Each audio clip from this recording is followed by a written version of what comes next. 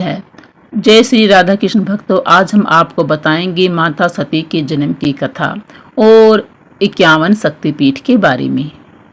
आदि शक्ति माता जगदम्बा ने हिमालय पुत्री पार्वती के रूप में जन्म लेने से पहले पूर्व जन्म में दक्ष पुत्री सती के रूप में जन्म लेकर भगवान शिव को पति रूप में प्राप्त किया था। माता सती के जन्म के साथ ही 51 शक्तिपीठ की उत्पत्ति की कथा भी जुड़ी हुई है। आइए विस्तार से माता सती के जन्म और 51 शक्तिपीठों की उत्पत्ति की कथा हम जानते हैं।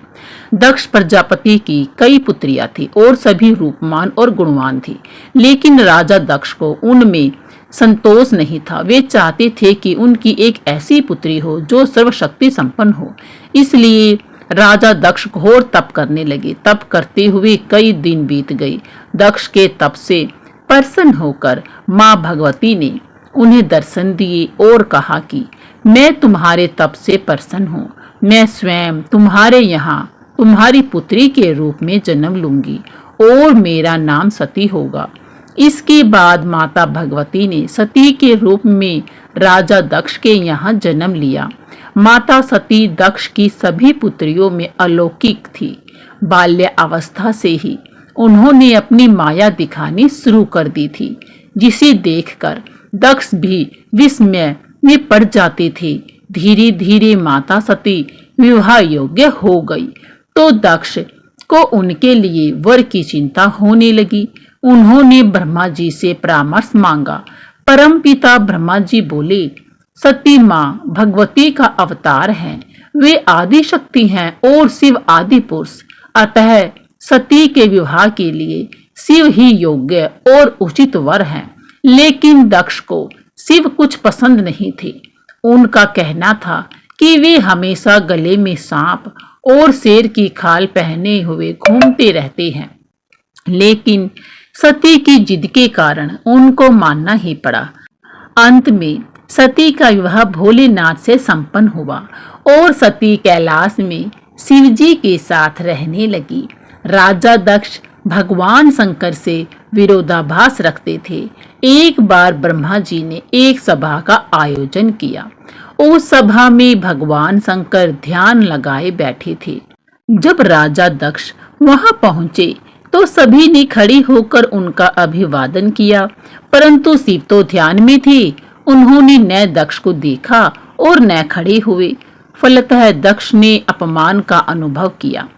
केवल यही नहीं, उनके हृदय में भगवान शिव के प्रति ईर्ष्या की आग भी जल उठी और वे भगवान शंकर से बदला लेने के लिए समय और अवसर की प्रतीक्षा करने लगे।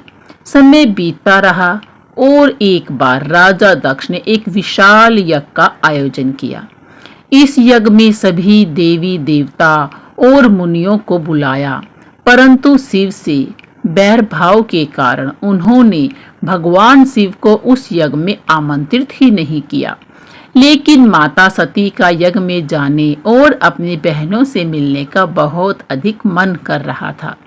देवी ने भगवान से वहां जाने की आज्ञा मांगी, किंतु भगवान ने वहां जाने से मना किया कि अभी वहां जाना ठीक नहीं होगा। लेकिन माता नहीं मानी और हठ करने लगी। अंत में भगवान ने उन्हें जाने के लिए भेज दिया और साथ ही अपना एक गण भी उनके साथ भेजा, जिसका नाम वीरभद्र था। जब सती अपने पीहर पहुंची तो राजा दक्ष ने उनसे उनके पति शिव के बारे में बहुत कटु और अपमानजनक शब्द कहे, लेकिन देवी सती काफी समय तक मौन रही। कुछ समय बाद सती ने यज्ञ मंडप में सभी देवताओं के तो भाग देखे, किंतु भगवान शिव का भाग नहीं देखा। उन्होंने भगवान शिव का भाग न देखकर अपने पिता से इसके बारे में पूछा तो दक्ष ने कहा कि मैं तुम्हारे पति शिव को देवता नहीं समझता। वह तो भूतों का स्वामी, संसारवासी और हरियों की माला धारण करने वाला है। वह देवताओं की पंक्ति में बैठने योग्य ही नहीं है। उसे कौन भाग देगा। इन बातों को सुनकर सती की आंखें क्रोध से लाल हो गई और वो कहने लगी कि जो क्षण मात्र में संपूर्ण सृष्टि को नष्ट करने की शक्ति रखते हैं वे मेरे स्वामी हैं। नारी के लिए उसका पति ही सब कुछ होता है। जो नारी अपने पति के लिए अपमानजनक शब्दों को सुनती है उसे नरक में जाना पड़ता है। मैं अब एक क्षण भी जीवित रहना नहीं चाहती। सती अपने कथन को समाप्त करती हुई यज्ञ के कुंड में कूद पड़ी। जलती हुई आहुतियों के साथ उनका शरीर भी जलने लगा।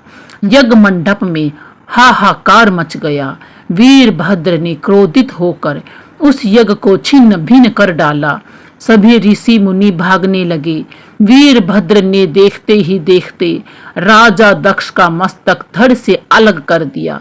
जब ये बात भगवान शिव के कानों में पड़ी तो वे प्रचंड आंधी की भांति यज्ञ स्थल जहां पहुंचे। सती के जले हुए शरीर को देखकर भगवान शिव अपने आप को भूल गए। सती के प्रेम और उनकी भक्ति ने शिव जी के मन को व्याकुल कर दिया। वे सती के प्रेम में खो गए, बेसुध हो गए। भगवान शिव ने सती के जले हुए शरीर को कंधे पर रख लिया। वे सभी दिशाओं में भ्रमण करने लगे। शिव और सती के इस अलौकिक प्रेम को देखकर पृथ्वी रुक गई, हवा रुक गई, जल का प्रवाह भी ठहर गया और देवताओं के सांसें भी रुक गई। ये सब देखकर भगवान विष्णु आगे बढ़े और अपने सुदर्शन चक्र से सती के एक एक अंग को काट काट कर गिराने लगी। धरती पर 51 स्थानों में सती के अंग कट कट कर गिरे। जब सती के सारे अंग कट कर गिर गए, ये सब होने के बाद भगवान शिव को कुछ होश आया और पुनः सृष्टि के सारे कार्य चलने लगे। धरती पर जिन 51 स्थानों में सती के अंग कट कट कर गिरे थे, वे ही आज शक्तिपीठ माने जाते हैं। आज भी उन स्थानों में सती का पूजन होता है, उपासना होती है। धन्य था शिव और सती का प्रेम। इन सभी 51 शक्तिपीठों में काम रूप प्रदेश कामाख्या, जहाँ माता सती के शरीर का योनि भाग गिरा था, वह सर्वोत्तम शक्तिपीठ है। इस स्थान पर माता जगदम्बा को प्रसन्न करने के लिए भगवान शिव ने कठोर तपस्या की थी और उनको फिर से पत्नी रूप में प्राप्त करने का आग्रह किया था। भगवान शिव की तपस्या से प्रसन्न होकर माता सती ने शिव जी को अपने अष्टभुजा रूप के दर्शन दिए और उन्हें हिमालय की पुत्री पार्वती होकर जन्म लेने और फिर उनकी अर्धांगिनी बनने का वचन भी दिया। यदि आपको यह पौराणिक कहानी अच्छी लगी हो तो प्लीज इसे लाइक करें, शेयर करें।